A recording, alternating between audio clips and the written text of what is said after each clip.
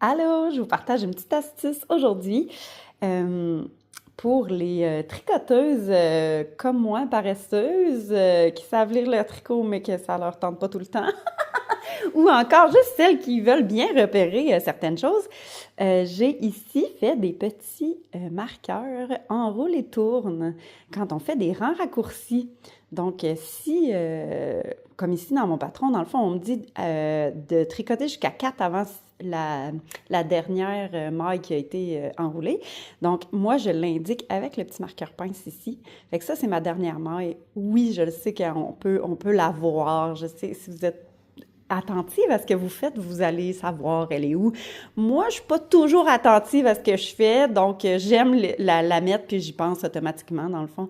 Donc ici, je tricote 4 avant, on va tricoter jusqu'ici. Euh, Puis on va faire le petit wrap and turn. Moi, je tricote souvent en anglais. Donc, je l'ai fait aussi en anglais. Je vais vous montrer ça tout à l'heure.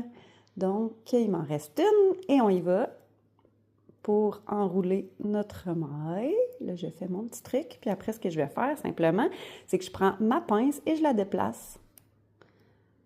J'ai une drôle de laine. Tiens, c'est de la petite laine commerciale parce que je fais un chandail pour ma nièce, puis je veux que ça soit bien lavable. Donc voilà, je l'ai mis en dessous pour pas que ça gêne, mais on pourrait carrément la mettre dans le wrap. Euh, donc voilà, puis après ça, je peux aller continuer. Puis je fais la même chose de l'autre côté. Je sais pas ce que j'ai fait, mais c'est difficile de tricoter avec une caméra en avant de toi. Bref, voilà. Donc, c'est disponible, ça, les petits duos enroule et tourne. Disponible en français ou en anglais, comme ça. Voilà. Bonne journée!